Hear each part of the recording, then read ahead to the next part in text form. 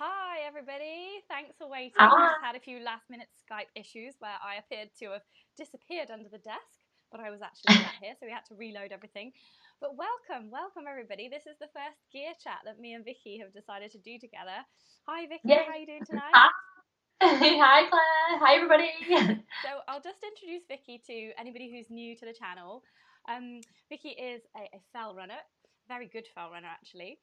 She's a mum of one, she's a teacher, she's my friend, and also she is a gear tester. So she's particularly, she was doing some reviews for me while I was off on maternity leave for the past couple of years. So she was helping me out with some stuff on the channel. So between us, we've probably reviewed like hundreds of pairs of shoes by now. I don't know if you can see behind me, there's like tons of shoes there, all very bad for the environment, slap on the wrist there. But hopefully our foray into all these different shoes will help you to choose the right pair. So we're going to have a bit of a shoe chat tonight. Get your questions coming in. Type if you're not watching this live, then type them below in the comments below. And we'll do our best to answer them for you. We have got a question from Tina that I'm going to be answering during the conversation. We'll both put our twopence worth in on that. And we're going to go through our top 3 trail running shoes, and then we've both got a couple of just other bits and bobs that we've been testing we want to tell you about, and we'll have a brief interlude where we tell you what we think of these amazing bars and nut butters from Outdoor Provisions, which are really brilliant because this packaging is apparently compostable. I did bury one in my garden, but do you know what? I've just forgotten that I did that. So I'll have to update. If you want to know about that one that I buried in the garden, then type in the comments below and I'll let you know the long-term solution to that packaging, because it is supposed to be compostable. Okay, and if my microphone goes at any point, then do tell me, because I've just realised it's on red, so I can get a little portable charger on that if my microphone goes. So I'll just read a few shout outs and then we'll just have a little chat and see how Vicky's doing and see how everyone's doing.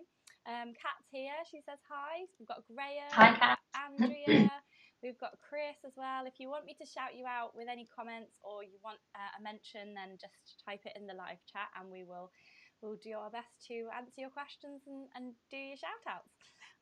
So how are you, Vicky? Because you've been nursing an ankle injury. Tell us how it's going. I fell down a rabbit hole on the top of Bleasdale. Yeah, it was a giant rabbit hole. I didn't see Alice. I didn't find Alice. And I was with one of our mutual friends, with Katie Foster, who's one of mine and Claire's friends. Yeah.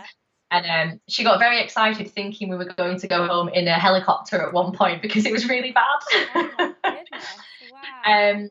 And we managed to hobble a couple of miles to a farm, and a very lovely farmer took us back to our cars, and then I went to hospital because we thought it was broken. But yeah, just torn ligaments, and it's been hard work. I can run, and I've been able to run since about 3 weeks after doing it. But I can't run on fells at the minute. I just can't do the downhill on the fells. If I roll it, it will be straight back to square one. So I've been doing a lot of rehab, strengthening work, and trying to get that back on the move really again. What side is it that you went over on? It's my right side, and I just rolled it outwards.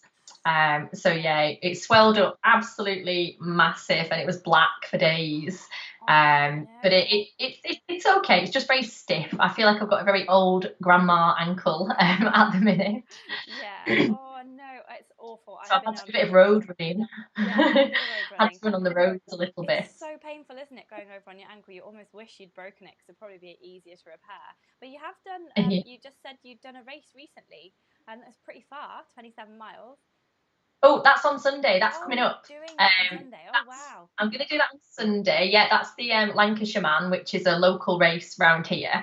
And I've got an entry into that. So I'm going to go. I'm going to just have a nice run around it. Not going to run the downhills, which is rare for me because that's my favourite bit. But just going to have a nice day out. And then there's always good food stations, so I'll probably eat quite a bit of cake on the way around on that one as well. Awesome. Oh, that sounds lovely. And have you got any more events sort of coming up this year, or is it quite hard to plan with the ankle injury? I've not got anything actually booked in at the minute. I know you and I are going to go up to Kendal, aren't we, for the Mountain Festival? And so we might try and get some running done when we get up there. But I've not got anything booked in at the minute. I just thought I'd wait and see how things go, because I don't want to enter a race and then not be able to do it. But I'm getting there slowly, getting back to it. Oh, good, because you need to keep testing the shoes. Absolutely, absolutely. Well, I've got an event on Sunday, but it's not 27 miles. It's not quite that far. I'm not quite back to that level yet, but I've got a half marathon on Sunday. Ooh, which one? It's the Rutland half, so it's very flat, and sort of it's off road, but it's like a tarmac surface. It does part of the parkrun course. It's round, yeah. It's across the dam and then like out and back. It's a very strange arrangement of out and backs. So have you done it before, that one? Sorry, no, I haven't done that before, but I've done a lot of running around Rutland Water in general. Yeah. So that'll be good. I'm just really tired at the moment because of Finley waking in the night again. Steve's just putting him to bed now. So if you hear some random crying in the background, it's not me, it's him. But I'm super excited for my goals this year for testing all this gear out on all these races, because I've got another half marathon, the Works Up half marathon at the end of October, and then my biggie will be training for the Manx Mountain Marathon, which I'm trying to persuade you to come and do as well, aren't I? But that's wait, is it March, that one? It's April. Yeah, it's the Easter holiday, the Easter bank holidays. Right. So it's 30 miles, or 31 miles probably, across the Isle of Man, and I did it 10 years ago, almost 10 years ago now. So I'm going to see if a decade on I can sort of just see how I compare to a decade ago, because I'll be 40 in February. I think you might be faster. I think you might be faster now. The experience, but I'm not as because I went over on my ankle as well, so I'm not as good at going downhill like I used to. I used to throw myself downhill, and now I cannot trust this left ankle. It's the bane of my life. I don't know how you feel. They take a long time to heal, don't they? Any injuries like that? Yeah, they really do. Cool. Okay. Well, we should probably chat about some shoes then, rather than moan about all our injuries. Yeah. All mine are very dirty. Well, it's okay. It's not my keyboard that they're going to be sitting on.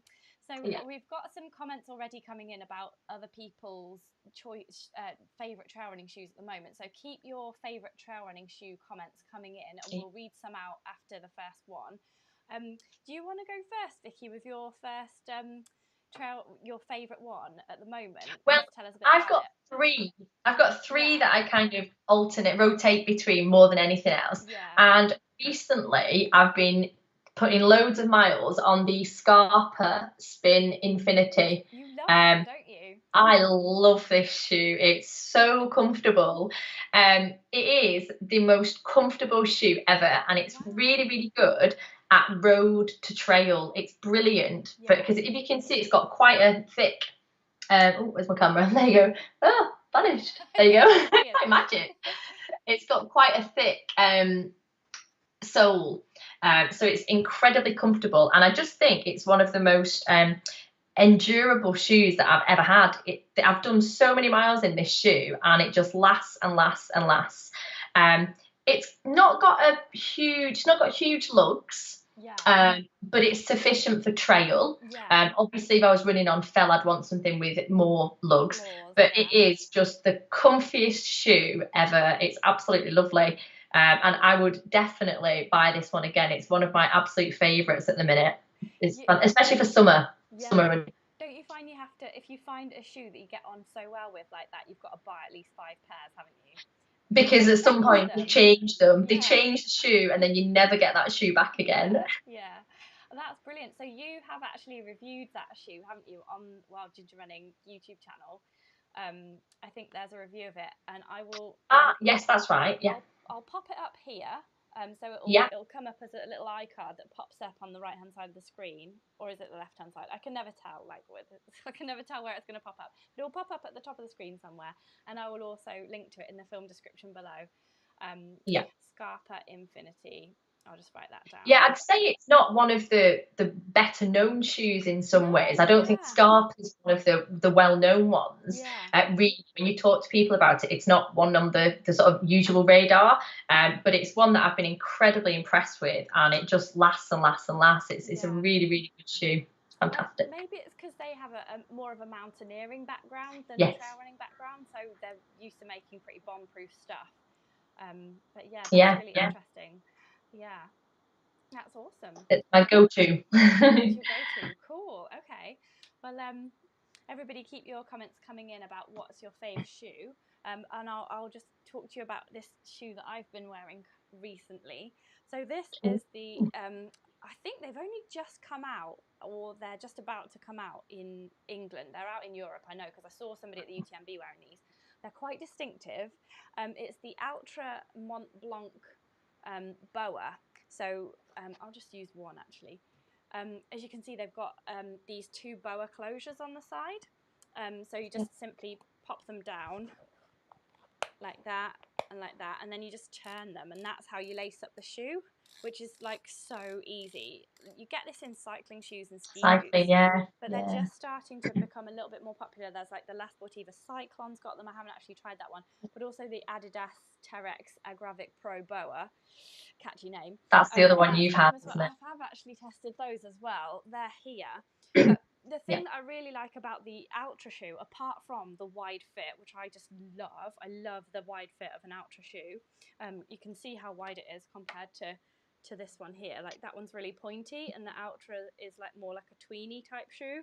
But apart from that, just the fact that it's got these two closure bits here means that not only can you lock the heel down really nicely here, but you can also adjust the midfoot. And then, you know, like halfway through a race, or if you're 20 miles into an ultra and you want to just release a bit of tension across the forefoot because your feet have swollen, you can do that in these really easily. You don't have to sit there and relace all your whole shoe. And you can't do that with a shoe which just has the one boa closure at the back. And I, to be honest, I find that just the one boa closure at the back doesn't get a good fit for me. But I've been finding these have got a much better fit for any other boa shoe that I've tried. And I'm going to be wearing them on my half marathon on Sunday. That's how comfy I think they are. So yeah. I was going to ask which shoe you were wearing for that. I think I'm going to wear this one. I mean, I probably should wear a road shoe. It's got a little bit of grip to it. It's got like kind of 3 or 4 mil lugs there. Altra shoes do seem to wear a little bit quite quickly. Like I'm wearing the Timps as well, and they've worn down pretty quickly. But it's Vibram, which is very good. I've been really enjoying those. So I'm going to do a review of them as well on my channel coming up in October. Lovely. That's cool. Do you want to go for your next one, Vicky? Yeah, I'll move on to one of my next pair. So this is the very muddy La Sportiva Mutant, which was one of the ones that I reviewed, I think it was last year with you on your channel. I absolutely love this shoe, and it's brilliant for fell and trail. It's got really good grip, really good lugs for that slightly muddier, but much better lugs on that one. And I also really like you were saying about the closure, the fastening on the Mutant. It has an overlapping tongue here, so it goes all the way around your foot, and then again here. So it stops any debris getting in and things like that. It's got a really secure, don't know if you can see it, it's got a really secure closure here on the tongue. And I've just found them, again, really, really comfortable and really, really durable, and also with a really good grip. I actually wore this one on the Lancashire Man last time I did it. This was a shoe that I actually wore, and I might wear this one again on Sunday, because it will be muddy because it's Lancashire and it's always muddy and wet up here. So I'll need something with a bit more grip than the Scarpa, just because I know the route and it's over a lot of muddy ground. So this would be a better choice for that sort of race at the weekend. Yeah. Oh, cool. Okay. Well, and it's good that you've mentioned the Scarpa, because we just had a question come in about that. Kat says, are the Scarpa Infinity wide? If so, she might give them a try. They're a lot wider than the Sportiva. I don't know whether you can see, my camera's a bit funny. They've got a much wider fit than the Sportiva, which is quite a tight fitting shoe. I would say these are not quite as wide as Altras, probably a bit more like the Hoka fit. That sort of fit instead. I think, I can't even see what size I had to get in this one. I'm just trying to read it. It's worn off. I've used them so much. I think it was this is the size. Pardon? 6.5, is it? Yeah, I think this is a 6.5, this one. So that's, you know, and I think in the Sportiva I have to go for a 7 because it's quite a snug fitting shoe, whereas 6.5 in this one. But yeah, it's quite a wide shoe. It doesn't rub anywhere at all, this one. Whereas on a longer race, I might get a little bit of rubbing on my toes with this sort of shoe. But yeah, they're quite a wide fit, I would say, the Scarpas. That's interesting because I had the Scarpa Golden Gate, and I didn't find the Golden Gate ATR. I didn't find them wide at all. So it just goes to show that like, within even one brand, you can have completely different wideness. Yeah, I think they're quite a wide fit on my feet, but I suppose everyone's feet are quite different, aren't they? It's quite hard sometimes too. And you can change it with socks as well. I wear a thicker sock with the Scarpa because there's more room in it than I would with the Saucony or the Sportiva. I always wear a thinner sock in those as well. Yeah, you can do your own little micro adjustments. Yeah, absolutely. I'm just going to read out some comments. So Chris Williams says he bought the La Sportiva Mutants after Vicky's review. So I'll link to that review in the film description below, and I'll put a card up here as well. There. Let me just check what the time was there. 16. Okay. And he bought the Caracals after my review, and he's really happy with both of them. Oh, good. That's good to hear. Chris is a La Sportiva man.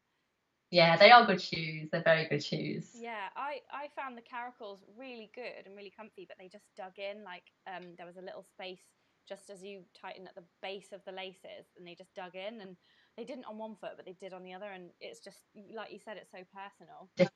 Yeah, it is, isn't it? Definitely. And Catherine says she has the Brooks Cascadia 16 as her road to trail shoes. So yeah, I reviewed those in my road to trail running shoe test as well. I'll link to everything in the description below. I use the Brooks Glycerin on the road. I tend to use Brooks my road shoe again because they're incredibly comfortable. Yeah, I use the Adrenaline as my road shoe, but they're 12 mil drop, and I wore them the other day, and because I've been wearing these Altras, which are 0 drop, my hips and knees really felt it, and they really hurt. So I don't think I can go back to them now. I'm gonna have to chuck them. So Kat says she loves the 11, the Brooks Cascadia 11 and 12, but she's not getting really along with the 16s because they rub the outside of her big left toe. It just, again, if you find the perfect shoe, buy 10 pairs. And even the same model, I have 2 pairs of Brooks Glycerin. One of them rub on my heel and they really hurt, and the other pair don't. That's so mental, isn't it? Yeah, it is. It's really strange. It's worth, if something like that happens, seeing if you can send them back to the manufacturer or something, isn't it? Yeah. And Graham says he's currently using Brooks, and it does all that he needs of it. Yeah. And Andrea says, I'm very happy with my 0 drop barefoot Zero Terraflex for trail. She doesn't really have a road to trail shoe at present. Cool. Right. I've not heard of that shoe. No, I've not heard of that one. Zero Terraflex. Is that the brand, Zero? I haven't heard of those ones. Very interesting. No. You'll have to tell us more, Andrea, if you're still here. Yeah. Chris said Scarpa make great boots, as to La Sportiva. Yes, actually, both of those more of a mountaineering brands originally, aren't they? So, who are transferring more to shoes, aren't they? And doing a good job, doing a really good job. Yeah, doing a really good job. Because sometimes in the olden days, about when I set up Trail Running Magazine, over a decade ago now, I remember the mountaineering brands would come and they would go, oh, here's a trail shoe, and it'd be more like an approach shoe, and it'd be quite hard and heavy, and you can't run in it, it's too heavy. You can't run in that, it's too stiff and heavy. No. But now they're actually getting the hang of things. Yeah, they are. They're doing a good job. Oh no. Someone says my mic is not quite working. Okay. Oh no. Okay, I might just grab a charger. Well, while you're grabbing a charger, I'll talk about the Saucony Peregrine. Okay, so this is my other favourite trail shoe. I tend to swap between the three that I've mentioned, and this is the Saucony Peregrine, which is a good all-round shoe. They've been out for years and years and years, and they're absolutely brilliant. They have enormous lugs on for what's marketed as a trail shoe. They've definitely got more of a fell type base on them. And I would wear these on fell as well as trail, as long as there's not lots of tussocks, because they're slightly wider than the traditional sort of Innovate Salomon fell shoe that you get. These, again, one of the things I really like about them is the durability. I've done so many races in this and hundreds of miles in it, and the shoe, you know, all the structure's still there. You've got across the front there, but they still look pretty brand new, actually. They're a really, really good shoe. And again, these are something that I can put on and I can wear for, you know, 10, 20 miles and know that I'm not going to have any problems with them at all. Again, a good, really good all-round good trail shoe. One of my favourites. Yeah, they look really good. I like the grip on those. Are they quite Yes, light the grip as on them is well? brilliant. Pardon? Are they quite light as well? They look like bomb-proof, but like maybe they'll be light as well. Yeah, I would say they feel a little bit. We did them in the trail shoe review, actually, so the weight will be on there. But again, yes, I'd say they're probably lighter than the other two. Again, which is probably why more of a sort of race shoe, I would say, for me personally. But yeah, they're a cracking shoe. You can't go wrong with them. They're great. Yeah, no, they look really awesome. Yeah, and I'll as I said before, I'll link to all the reviews that these shoes have covered. Yeah. In the film description below. So thank you for taking over from me whilst I've No plugged my mic in. So I've plugged the microphone in now. So let me know if the sound's okay now. Yeah. And yes, it should be okay, hopefully now, because I've plugged it in and it's charging. So I'll just read out another comment. Mr. Whippet Run says, "Evening all." That's very jolly of you, Mr. Whippet. Innovate Terra Ultra G270s are his go-to for trail, but not the muddy ones, and ultras, so trail and ultras, although he recently bought the Saucony Exodus ultras for this weekend's 100k race. Nice and comfortable so far. Well, that's good to know for this weekend's 100k race. Good luck with that, Mr. Whippet. That's good to know. And Andrea has come back to us on the Zero shoes. She says she thinks Zero started with sandals and they are American minimalist shoes. They just started doing fashion as well as running shoes. Cool, okay. Well, are you over in America then, Andrea? Is that where you are? Is that how you've got your hands on such exciting shoes that we've never heard of? And we've not heard of. And Mr. Whippet Run is agreeing with you, Vicky. He's saying Peregrine are stunning shoes. Yeah, they're just bomb-proof, aren't they? They've been around for a long time, and they're always very similar. And you know what you're getting with them. They're a great all-round shoe. Yeah. I've just got the 12s actually. What number were they? I think these must be 11 or the 10. Not actually sure. Because they're super light. Like I've got the these are. I like those. What size are those, Claire? Are they a size 6.5? Yes, they are. Because you know what, I am a 6.5 now, so this is perfect shoe swappability. Yes. So this shoe swappability. The latest one. They're a 4mm drop, and they're super light. They're like 490 grams or something ridiculous. They look like a race shoe. They look very much like a race shoe, like a condensed version, don't they? Yeah, I wore them at parkrun, but the grip was massive overkill for the parkrun route. Yeah. Yeah. They look good. Severin says that your ones are the 10 WT. She has them. Thank you. Yeah. That makes sense, doesn't it? Because I've got the 12s here. Cool. Yeah, I haven't worn them loads. I'll have to go to the peaks. We'll meet up in the peaks and we can have a shoe swap. Yes, we can swap them. Wonderful. I have got so many shoes. I need to do my I've got a new one to test. Shall I mention the new one that I've just got, Claire? The new one? Yeah. So I've just been sent this one to test. This is the if you can see it, the Nike Pegasus Trail, I think it is, the Nike Pegasus Trail 4. So again, I'm going to take this one out tomorrow for a spin and see how I get on with this one. It's super light. Funny. Oh, it's stretchy, isn't it? The heel. Yeah, it's like the I can't get it on the camera. Where's my camera? I think the camera is it wants your body basically. So if you hold the shoe like in front of your body, it'll probably. There we go. We get it. There we go. That's better. Thank you. I think it's Technical that approach. setting where it cuts out the background or something. Yes, that's right. Because it's messy behind. So I'm going to wear these tomorrow and see how I get on with these. So I will let you know what these are like. These are the Gore-Tex version. Colour, like they look like a fashion shoe, don't they? They're Bobby Dazzlers, aren't they? Yeah, I like that. So they're the Gore-Tex version, which I don't normally go with Gore-Tex shoes because you know you get wet feet. It's just one of the things of trail running, isn't it? But it will be interesting to see what they're like, and I will let you know tomorrow night when I've been out in them.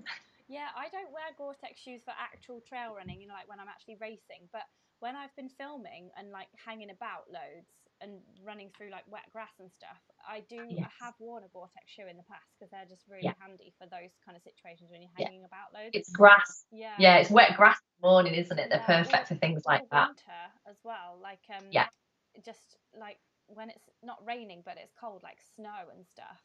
That's where I've worn a Gore-Tex shoe, but not to actually run and race in, like just to work in. But yeah, I better go through my second shoe, and then should we have a brief interlude where we talk about the outdoor provisions stuff? Where we eat a small snack. Not like I didn't just shove a baked potato down my neck 5 minutes before I came in here with a screeching baby. So the second shoe that I wanted to just briefly talk about, because I haven't tested these loads because I only got my hands on them at the UTMB. I went to the UTMB with Hoka. There's a film out on my channel. If you just Google UTMB Wild Ginger, you'll come up with all my UTMB films. But this is the Hoka Mafate 4. And I've really been enjoying running in this shoe. It's 4mm drop, and it's quite light as well. It's just it's around 500 grams or so for a UK size 6.5. But the great thing about it was that I thought that I couldn't really wear Hoka shoes because the Speedgoat here is really narrow.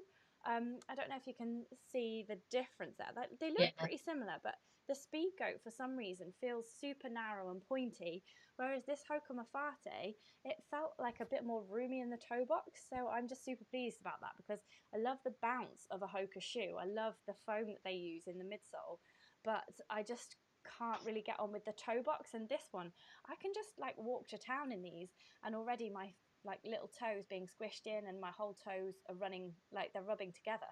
But this, I spent the whole of the filming for the UTMB wearing this. So this is like through the night, like we only had 4 hours sleep. I was wearing this for like nearly 48 hours non-stop, and it was really good, and it didn't cause any blisters between my toes. So I've got high hopes for this. It's got the Pro Fly cushioning in there. And it's got quite aggressive lugs, 5mm out on the outsole there. Vibram again, which I really like, really good on wet and dry Vibram.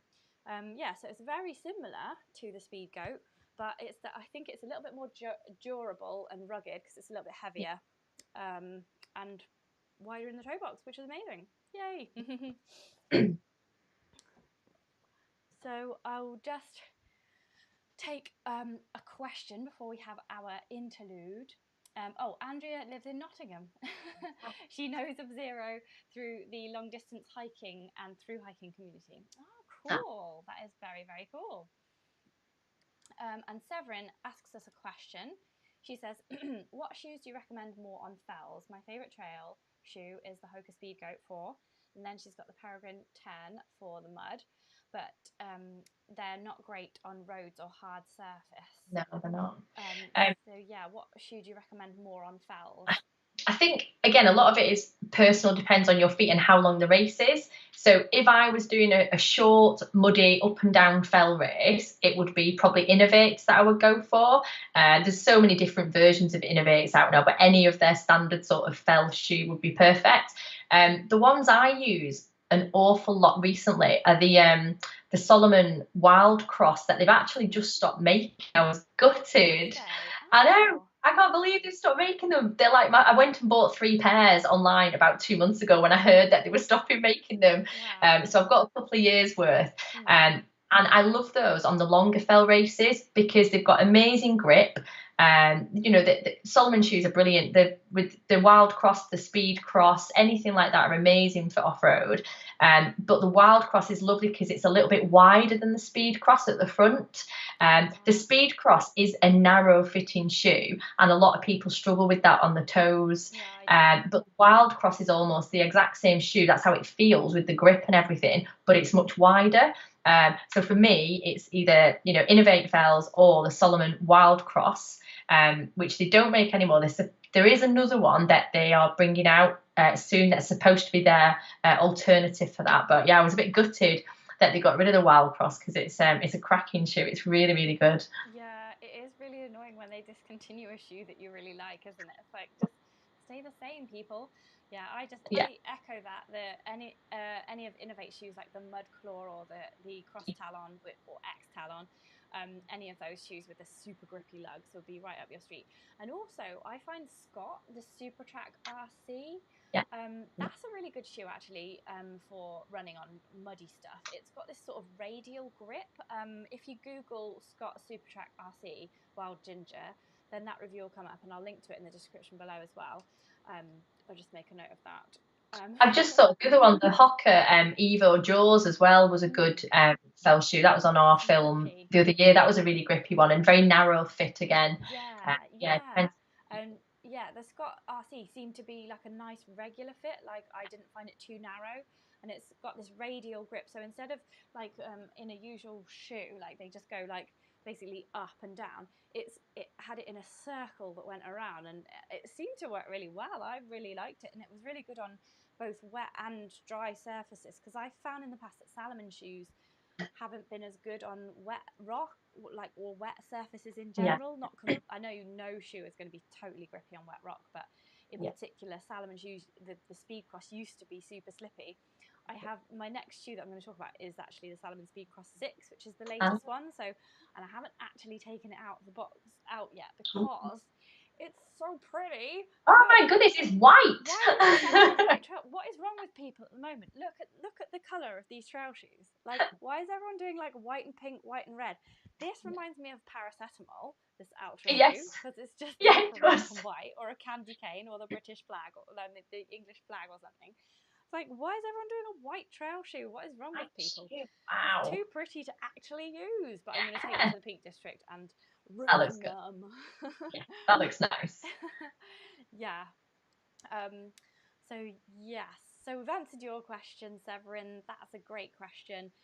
Chris just wants to chip in with about his Gore-Tex shoes. He punched a hole through them in no time. So he doesn't buy them anymore, and it's got nothing to do with his toenails. He's good at punching. Nail clippers. And Graham wears Gore-Tex shoes for his local park run in the winter, all on grass. So it's really good for not getting cold feet. Yeah, if you're hanging around as well after park run, you don't want to get cold feet. So that's a really good shout as well. Okay, should we do a brief interlude where we talk about these amazing foodstuffs? I have to confess, Vicky, I've eaten half of mine already. Yeah, I've eaten half of mine as well. I've actually got empty packets to show you, not full ones. Yeah, I've got empty packets as well. But I have taken notes. Everything that I've eaten, I've got half a random bar there as well. That's quite rich. So thank you very much to the guys at Outdoor Provisions for sending us these. So Innovate athlete Damien Hall is actually sponsored by these guys as well. And the brilliant thing about them is that they're packets that we've actually kept for you to have a look at. I've buried one in the garden. They're compostable, so they're made of like aluminium and paper, it seems. They're made of like a natural fibre that decomposes down to, and you can just put it in your compost bin or on your compost heap, or just bury it in the garden without any sort of guilt. So that is one fantastic, whatever they taste like, it's a fantastic reason to buy them. So what did we actually think of what they tasted of? We've got, what did you get sent, Vicky? Have you got the same as me? I think we got similar ones. So I got the sample pack, which has a bit of everything in. It had, I think it was 4 or 5 of the nut butters, and I think about 4 or 5 of the bars in it. Yeah. The nut butters, I'd literally have to stop myself just from eating because they're so nice. If you like peanut butter, Like, you'll absolutely love these. Yeah. And I love the flavors of them. It's like almond, date, and sea salt, hazelnut, coffee almond, and cashew nut. And there was a really nice raspberry one. Ooh, yeah. Peanut Oh, butter yeah. with Peanut, raspberry. almond, and raspberry. I've not yet That's the tried that one. one. That was lovely. Mine's gone. I have peanut butter in porridge every morning with Finley, and so I'm gonna like. I was trying not to eat them, but now I'm gonna just go full Eat them. hell for leather. They're not sweet. They're really nicely savoury, and especially this sort of almond and sea salt one. They're just really good energy. They really are. I mean, I've had a few on pieces of toast just because they're really nice. Yeah, But they're really good. They taste amazing. So would you use this in place of a gel then on an actual race? Do you think? I never use gels because I don't get on with gels. So for me, I probably would. The only thing is, obviously, it's peanut butter, so you do need a drink with it. But in replacement for something salty that you need in a longer race, yeah, it would be perfect. Yeah. But you can't have them. You know, a lot of people would have gels without a drink. Well, you couldn't do that with these. You would need a drink. But in terms of fuel for racing, yeah, they'd be great. They'd be perfect. Yeah, they are really good. I think they're quite big. Like you'd have to Yes. sort of like just open Half it it. and then like put it somewhere where it didn't spew out and go all sticky. Yes. So there is. I thought that a half size would actually be quite nice, wouldn't it? A kind of slightly smaller size would be quite good. Or a crimping here, you know, like how you sometimes get like those cheeses, or I don't know what you get, like they crimp them there. You can open half. Yeah, and you could just open half at a time. That would be quite good. Or you could decant it into like a gel bottle-y thing, couldn't you? Yeah, You could do that. But I thought they were they're really good, and I can't wait to open another one. Probably tonight when I've finished. Now that we're allowed to eat them, yeah. So they also do these bars as well. This is the only one that's left. So this is obviously the one that looked least attractive to me, orange and tea, which does actually sound quite attractive. I had that one last week when I was biking, and it was really nice. The bars are quite unusual because they're a very different texture, I would say, to most energy bars. They're very, very, very dense. They are, aren't they? Which surprised me, really. But I kind of liked it because it meant that you don't have to take as many with you if you're doing a long run, something like that, because they just feel like really, really condensed energy. Yeah. They're quite firm, aren't they? And they feel like they've got all the everything sort of squished right down into them. Squished right down, like the energy. They've got 100 and it's not loads. Like I'm sure there's been energy bars with more in. They're quite small, so 45 grams. A lot of energy bars tend to be like 60 grams or something. But there's 160 basically calories in this one. Which isn't a lot compared to how it feels. It feels like the's more than that in it, doesn't it? Yeah, they're quite light. I'm just eating one now. And they're quite easy to eat. Like I've had chia charge bars in the past, and I haven't had any recently. So do feel free to correct me if I'm wrong. But the chia charge bars that I used to use in 2015 during the coastal challenge in Costa Rica, they were delicious, but they did fall apart somewhat. And these don't fall apart, which is a good thing in ultra running. 9 bars were very similar. They were kind of similar. They would fall apart a little bit, whereas these are really, really. You could have one in your bag for sort of 3 months, and it would still be in the same condition 3 months later, even if you run around with it and things like that. It's really condensed, isn't it? Yeah. I think my favourite one of the bars was the mint choc bar, because that was mine. It wasn't overly minty. I think here's that one. It wasn't overly minty, I've written here, or overly chocolatey. It was a kind of a subtle taste, and it was easy to eat. It broke off easily, but it wasn't crumbly, and it was a smooth texture that sort of melted in my mouth. So I really liked this one in particular, the mint chocolate bar. And then my favourite nut butter was the hazelnut and cacao, which is their version of Nutella in a way. But it's a much more eco-friendly version because it doesn't use palm oil or chopped down rainforests in any way. And that was really nice and easy to eat as well. There was a good amount of it as well. It went on 2 pieces of bread, like toast, easily. And so it's a bit like a gel, but a lot nicer because it's savoury and sweet at the same time. I find that hazelnut can be a little bit bitter sometimes, but this wasn't bitter at all. So that was good to see that it wasn't bitter. So what was your favourite bars and nut butter then? I really like the mint and cocoa one as well. Mint and cocoa one. Yeah. But I also really like the orange and tea, Oh, which was okay. I've got one that to that I didn't come. think I would like, I might but have I it after did. my half next Sunday. I did really like that one, but again, like you said, they're quite they've not got bits that stick in your teeth, which is quite good because I find that quite irritating if you've eaten something. And they do kind of just turn into a bit of like a paste almost, the bars. Yeah. After a while, they're really dense, but they are really tasty as well. They're not sweet. Yeah. They just have that kind of nice balance. It's not like you're just shoving a load of sugar down your neck. They are quite savoury. Yeah. So yeah, I really like them. They're good, and I love their marketing. Oh, yeah. The Yeah. emails and things that they send out are just lovely. They're really nice, really friendly, Yeah. and they just come across as a really, good company to be part of and to support as well. They're a bit irreverent, aren't they? They're a little bit Yes, like tongue in cheek. They don't take themselves too seriously. Like on the no, back of the nut butters, for example. Let's just yes, have a look that's at right. this one here. It says WTF is a nut butter, like as in what the F Yeah, is a nut butter. And yeah, yeah, it says squirt directly onto your mouth, squoosh onto fruit, stir into camp porridge, the ultimate utility snack. And they support 1% for the planet as well. So that yeah, means that 1% of their profits go towards 1% for the planet, which is a charitable organization that supports life on planet Earth as we know it. yeah, Yeah. So yeah, I recommend them actually. Like yeah, they're not. They weren't as like all out tasty as like you can get like a really tasty chocolate bar yeah, from Aldi that's like probably really bad for you. You yeah, felt like these were good for you and that you could have them on a race and not feel sick or anything with the yeah, sweetness. So yeah, yeah, I would give them a go personally. Like I would yeah. like some more of them. Do we know how much the sample pack was off the top of your head? I don't know. I might Don't Google it and know. just see if I Yeah, can. yeah. You Google it whilst I read out some comments.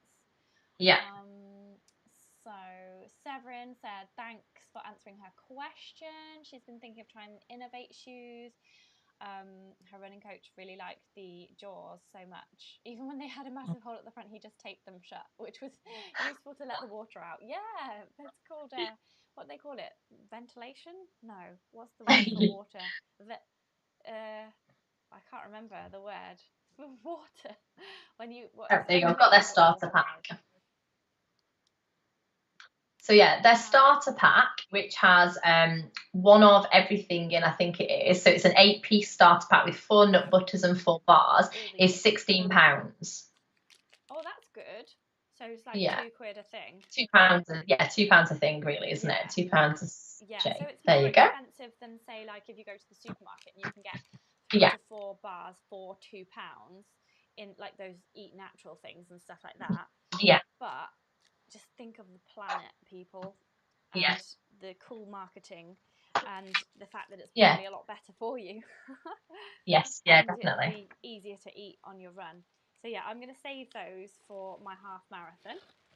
Yeah, I've also been I used a Morton gel on my last long run because yeah. I've just been intrigued especially because Killian Jornet uses Morton and the top 3 men and the top lady at UTMB, I think Katie Scheid used Morton as well. I just thought Right. I should probably fuel like I tell Mm, everyone else to do after the first half hour to hour, which I just never eat on my runs. So I thought, I'll practice. So I've been having some Morton as well. So Morton and outdoor provisions are going to be my nom de How plume. my how are the Morton gels? What are they like? they're jelly-y. So Oh, right. yeah, they're like jelly instead of a gel, and they're not Yeah, too sweet. Like crucially, right. like I've got some Talk gels, and they're just Yeah. really sweet, and I just can't even stomach them. To I be mean, honest. I love the Raspberry Ripple one, but it does me no good. The Raspberry Ripple Oh talk gel is the tastiest thing ever, but yeah. I upsets my stomach. Yeah, I had an apple one and it upset my stomach on an actual ultra. I had stomach cramps for ages and it was really debilitating. But the Morton ones, yeah, it's hard to describe them because they're just sort of a jelly that comes out, like Right. a kid's jelly, but Yeah, kind of a bit more liquidy. yeah. Yeah, and so Right. you can actually eat half of it and fold it over and it doesn't come out because it is a jelly rather than a goo. And the taste there's a slight honey taste to it, but apart Yeah. from that, there's not a great deal of taste. it was actually really nice. I actually kept sucking the packet hoping to get more out because it was actually really nice. And I hate gels. So yeah, Morton is the way to go. Yeah, we have every month Morton give Wild Ginger Running 60 quid's worth of Morton goodies to give away to a prize winner. So if you're a patron, you stand a chance of getting one of those prizes. So every month somebody wins Morton goodies. So that's one reason to become a patron of Wild Ginger Running. Absolutely. I think I need to try those. I need to try them. I need to give them a whirl. When we next meet, I'll bring you some because I'm sure I've got some lying around somewhere. So I've got. Oh, can you take caffeine? Because I've got a load of caffeine. I love caffeine. I literally can't have caffeine. Oh, I take caffeine tablets on races. Yeah, I had a massive migraine the whole of yesterday because the day before I drank a cup of actual coffee from a filter coffee. I love caffeine tablets and caffeine chewing gum. Anything like that is great. I love it. I'm really sensitive to caffeine. I just can't even have it. I'll give you all the caffeine gels that I've got then. I think I've got a whole. I'll be bouncing. Yeah. Cool. Okay, some more comments quickly before we have a question from Tina and then my final shoe and Vicky's final thing as well. Exciting watch. Yeah. So Andrea says the OP Outdoor Provisions mint chocolate bar is awesome. She needs to put an order in. Fantastic. Yes, you definitely do. Oh, maybe I could ask them like if we can have a discount. Let me email them. Good idea. Yeah. Great idea. OP discount ? Okay, hold off on ordering, Andrea, because there may be a discount coming. I can only say no. Not if you're desperate. Yeah, it might take me a little while, but yeah, I'll ask them. Severin says this might be an incentive to start running further again. She can justify then buying those yummy bars. She loved Coros last year, but yes, they crumble. Yeah, they do, don't they? And I said that once in a review in Trail Running Magazine, and the man that makes them got really annoyed at me. I was like, I'm just being honest. I can't lie to people. So yeah. That's the life of a gear reviewer. Sometimes, yeah, people off. So the last shoe. Oh, we've got a last shoe, and then we'll have a question from Tina, who is a new patron of mine. So that's very exciting to be able to answer her question. But the last pair of shoes from yours truly is these beautiful white Speedcross 6s from Salomon. They are fab. They look beautiful, don't they? They're very long, don't you think? They look very long. They are very long, yeah. I sometimes have to get a smaller size in the Speedcross. The last pair I got sent to me to test, do you remember? They were really big, and they sent me a different pair. Yeah. Well, I'm quite liking the bigness of these because it means that the toe box is a little bit wider. Yeah. Like I usually find the Speedcross toe box way too narrow. Like it starts to go in much too early for my foot. So I've been finding these okay, but I might just like trip over them. I'll show you what they look like. These are the Altras. Should I just like stand them up here on the computer? So there's the Altra. Can you see the Altra is like a good centimetre smaller than these Speed. That's quite a difference. That is going to be a bit bonkers to test. I might be tripping over various rocks and things on the trail. But I think they've got bigger. Because the last pair I got sent were the same and they felt too big. And I had to go down a size. I mean, I've worn Speedcross for 10 years. Yeah. You know, I've been wearing them constantly. But I found that as well, that they just suddenly seem to have gone bigger, which is strange. Isn't it? Yeah, it's really odd. Yeah, it's odd, the sizing thing. Yeah, but these are 10 mil drops, so they've got quite a heel stack under them, especially if you have been running around in like the Hoka Mafates, which I love, which are 4 mil, and then even more low drop, the Altras. So I'm not sure how my hips and knees are going to stand up to this kind of drop because I don't usually go that high anymore. But the grip looks super good, doesn't it? Like 5 mil lugs on their Conta Grip sole, which the Conta Grip, they make tires as well. So, I mean, it should be really good sole. They're a great shoe. In the past, I have found that the Speedcross outsole has been slippier than other shoes on wet stuff. So that's going to be interesting to test. I'm going to pick up my sister-in-law from the Peak District in early October. So I'm going to go up early and I'm going to test these out there. I'm not going to wear them until then, and I'm going to get them really muddy on that day. So I'm going to film them going from this beautiful white colour to a beautiful brown colour. Why don't they just cut out the middle and just make White I bizarre. don't know. Because yeah, it doesn't just go white; it goes a horrible muddy color like Yeah, it these does. have. Yeah, Like, look, I haven't even done anything particularly muddy in these yet. They've just gone disgusting. Ugh. Yeah, but anyway, they've got the Salomon shoes. If you've never worn Salomons before, all the Salomon shoes pretty much have this speed quick lace system here, where you just press this button down and pull the laces down, and that's how you cinch them in super quickly. I can't get a great fit around here with this type of lacing. I always just prefer a traditional lacing system until I came across the Altra boas, that is, which you can lock it down both here and here. But yes, I will try them out in the name of gear testing, and I shall let you know my thoughts. Most people don't have a problem with this. It's just because I've got a really low volume foot, so I have to cinch things in around here like loads. And if I can't lock it down here, then it's just really annoying and my foot slips about. But we'll see how it goes. But they look cool, don't they? They look really nice and grippy. They look fab. They look really good. They look good. Okay, right, let's have this question from Tina, and then we'll do Vicky's last thing and my last random thing. We've got a random thing just to round off the end for you guys. So there's a question about shoes from Tina, one of my newest patrons. Welcome, Tina. She says, hey, how do you safely make the switch to Altras, which is like zero drop, when used to the high drop of Hokas? I tried once and it caused a painful flare-up of the dreaded plantar fasciitis because I think I did too much too soon in zero drop. I would love to run in some wider trainers to save my little toes. Now, this is a very good question, Tina, and I'm really annoyed at Altra for not doing a series of transition shoes because, like, who else makes low drop shoes? We've got Topo, and that's it, and Altra. Topo make a 5mm drop shoe. You might want to check them out, but they don't have hardly any cushioning. I've just made a wide fit shoe review actually on YouTube. It's out now. It's just the latest film that I've made. I'll link to it as well in the film description below, and probably link to it up here as well. But there's several shoes there that are really wide fit, and they're all different types of drop that you might be interested in. But yeah, Altra is pretty much the best brand for low drop. I mean, for wide fit, but yeah, they're all low drop, and it's just so annoying because not everybody can deal with low drop and zero drop straight away. And you do tend to get a bit over enthusiastic and do say a 10-mile run in zero drop and then regret it afterwards. So I think you just have to be really careful and build it up literally mile by mile.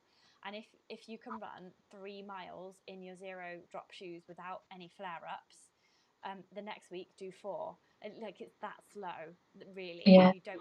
For some people, if you don't want to get injured, that would be. I also think don't run on flat. Run off road, run trails that you're up and down rather than just flat. Because I think when you're running in the low drop shoes on the flat, that's when you notice it. When you're off road, you don't notice it nearly as much, or I don't anyway. I when I'm off road, I barely notice. I have very little preference over which drop I use in shoes. I don't find it bothers me. But if I wore the Altras on a flat run, I would notice them. That's really good advice. Yeah. And I've just realized as well, you can buy heel inserts, like the heel only. So you could buy, like, say, a 6mm or an 8mm heel insert and put it under the insole of the Altra shoe that you prefer and do it that way. I was just speaking to a physio guy who I'm going to get actually in for a live chat in October, who will tell us more about, like, myths about shoes. And he's gonna send me a couple of inserts. So I'll let you know what he sends me, and I can tell you what they are. But that would be a solution to Altras being zero drop. Just put a heel insert in, and away you go, and you can just transition down at your own rate then. Yeah, because I have plantar fasciitis as well, and it does flare up as well. Cool. I hope that answers your question for you, Tina. And Graham says, white trail shoes. Who came up with that idea? No idea. No idea. It's the trend at the moment. Like, sometimes you get, like, last year, all shoes were like turquoise. Like, all women's shoes were like this color last year. This was like the color. And now all shoes seem to be like dual color, white and red. So Yes, it's just fashion, darlings, just fashion. Yeah. So cool. Um, cool. Do you want to take us through your final product then, Vicky? Yeah, of course I will. So I'm going to show you first of all the box that this arrives in, because I'm impressed with the box. That's really sad. So this is the box. Oh my goodness. I know, that lands on your doorstep and you think, wow, this is cool. It comes in like a really heavy duty, like a Pelly case, like one of the waterproof cases. It's like an egg And box, but I know, obviously made it's of amazing. I plastic. can't open it now. But yeah, this is the Coros Vertix, which I have now put together. The Coros Vertix 2. And it really is one of the sort of top of the range watches that there are available at the minute. I know Tim has tested this one on Wild Ginger Running before. I think Tim's done a review on this one. And Coros are in many ways a similar sort of brand to Garmin. They do a massive range of watches. They do the very high level, £600 watches that do everything.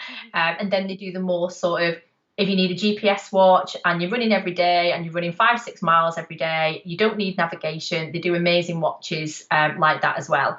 Claire has a review on her channel of the Coros Pace 2, which is very similar to the Garmin 55. Both very similar watches, which are kind of, would you say entry level? They are really, aren't they? They're sort of good entry level GPS watches that do everything you need. I wear this nearly every day and it does everything that I need. And I just bought my husband actually the Coros Pace 2. I got him one as a present because it's perfect for what he needs. This is way beyond what I would need for every day, because it literally does everything. It's got step-by-step navigation. I've just downloaded the GPX route for this weekend's race. And when I set off from the start, I'll just hit navigation and it will just guide me around every single twist and turn and keep me on the correct path. The battery life on Coros watches is absolutely amazing. They just last. When I had the Coros Pace 2, I think it went 3 weeks before I even needed to charge it, and that was running every day. So this will definitely last 5-6 hours racing at the weekend. My only criticism of it, and I find this a lot with these sorts of watches, the Sunto was the same, the Coros is the same, and the larger Garmins are the same. I just don't find them hugely compatible for female wrists. They're just a bit big and a bit bulky. But, if you want a watch that literally does everything, that's the compromise. You can't have a watch that does all the navigation, lasts for weeks on end, does altimeter and everything else, but fits into a tiny, tiny package. So that's the kind of compromise.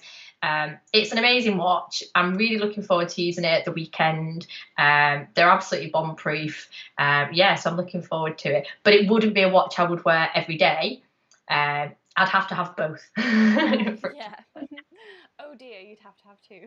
I'd have to have two. What a shame. So Catherine's got a question about the watch. She said, is it topographic maps or is it just a breadcrumb trail? Because she really struggles with just the breadcrumb trail, which for people who don't know about watches, it's just like it's basically like a line on your watch, and you don't get any other features like you would on an actual map, like the map that's behind me there. I'm gonna have a look now. Yeah. Off the top of my head.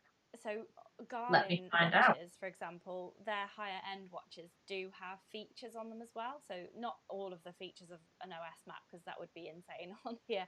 But they have like a limited features like water bodies, like forest walls, random things like that. So that you can just it's not just a snake in the middle of nowhere that you're just kind of blindly following. So I've checked online and it says on it, because as I said, I've not used it 100 loads yet. It just said something on it then. I was just reading about it having full landscape mapping. Let me just check. It's gone again now. It's got landscape, topo, and hybrid modes. So yeah, it does everything. There's nothing this watch doesn't do. Yeah, it does absolutely everything. You can zoom in and out on the map with the digital dial, or drag it around the map so that you can see the navigation really, really clearly, like you would on a car sat nav, really, isn't it? It's that kind of the kind of level of detail that you've got. Yeah, wow, they're really competing with Garmin now then because of that, because they've got Oh, insane battery definitely. life compared to the Garmin. Like I'm wearing the 255 just now, which I really need to review at some point. And it lasts probably a week. Like Finley does press this button over and over again Yeah. whilst we're eating dinner, but so it's not really a fair test of the poor thing, but it lasts kind of a week. But when I had that Coros Apex, which I'll link to the Yeah. test of below as well, yeah, it lasted like 2 weeks without being Yeah. charged, and that was doing something like an hour's activity every day, which was amazing. Is the Apex that will be the version down from the Vertix, I imagine, Yeah, won't it? yeah, it goes Yeah. Pace, Apex, Vertix. And does the Apex do navigation? Does that have GPS Yeah, navigation on the but Apex? it only had a Yeah. breadcrumb navigation. So, Right. like, as far as I'm concerned, that's like not really navigation. Yeah. The Vertix, well, it Yeah. is kind of, but like, it's just not very helpful. I don't find it that Yeah. helpful. Maybe if But you're it's probably smaller. yeah, That's it is the smaller. line. Yeah, That it'll it be is a smaller. smaller watch than Like, this one, but obviously this one will do a lot more. yeah, more precise. Like, I did use it on navigation mode when I was doing the Cape Wrath Ultra. And the Right. places that it was really helpful was in the mountains. So if it was pointing slightly that way, you could definitely see that there was either a path going that way or nothing going that way. Or, you know, like you were like going through tussocks and stuff, and it was just handy to have the general direction in the mist. Yeah. And it was quicker than map reading. But in a town or something, or in a place where there's like lots of different fields and little styles and stuff, I just don't find the breadcrumb trail very helpful, because you're just like, I just like, I don't know where I'm. It's just not as helpful. It's just You just set hard off to in a explain. general direction and hope that you're going the right way, don't you? Really? Yeah, just hope for the best. Yeah. Um. So, yes. Catherine says she's going to email Father Christmas now. And But everything or anything in particular? the Is that for the Vertix? for the Vertix, I think. Yeah. And Yeah. Trail Running Phil says he is a big fan of his Coros Apex. Yeah. And oh, we have another shoe question. Have we got time for another shoe question just quickly? Yeah. Try Trace Yeah. says, does anyone wear a cushioned, oh, let me try and make that bigger, a cushioned wide fit shoe with a higher drop other than the Hoka Clifton wide fit? I can't wear zero drop. Fancy trying something different alongside the Hoka. Yeah. Oh, well, we kind of answered that, didn't we? Yeah, maybe the Scarpa, Yeah, something maybe like the that. Scarpas. Yeah, the Scarpa's Infinities. If you scroll back to the start of the Yeah. chat tri-face, the Scarpa Spin Infinities were quite a wide shoe. And Google Scarpa Spin Infinity while ginger running, and you can see Vicky's actual test of it. And yeah, try Altras with a heel lifter in, like a heel insert. I'll be talking more about those when I chat to Nick, the physio, who I'm going to chat to in October, so stay tuned for that. And then Tanish Panjwani says, have you tried the Nike Alpha Flies? And what do you think of the decision of the Olympics to ban it? Have you tried the Nike Alpha Flies, Vicky? No, I don't do any road running. No, me neither. No, I would never pay that amount of money for a road shoe because I wouldn't Or any shoe. do it justice. Yeah, I wouldn't do it justice. No, I haven't, and I've not even been tempted to really. No, I think it's for posers. Like, I am not Usain Bolt. I am not Mo Farah. I am not Paula Radcliffe. I don't think it's going to make me run any faster. Maybe 2 seconds, but I'd rather it come from my fitness than my footwear. But yeah, interesting that Olympics want to ban it or have banned Right. it. I don't really follow road running in any sense, so I don't really know about the Olympics decision to ban it. But yeah, I did have a dream that Decathlon made like an Alpha Fly, but I don't know if that was a dream or if it was real. And it was only 200 quid rather than 300 quid. So Oh, I don't know if that was just a dream. I'll have to check. I don't know.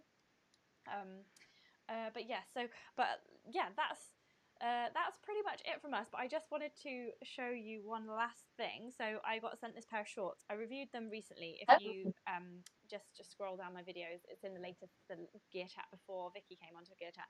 They're the Soar running shorts, and So basically, they used to be shorts because they're men's.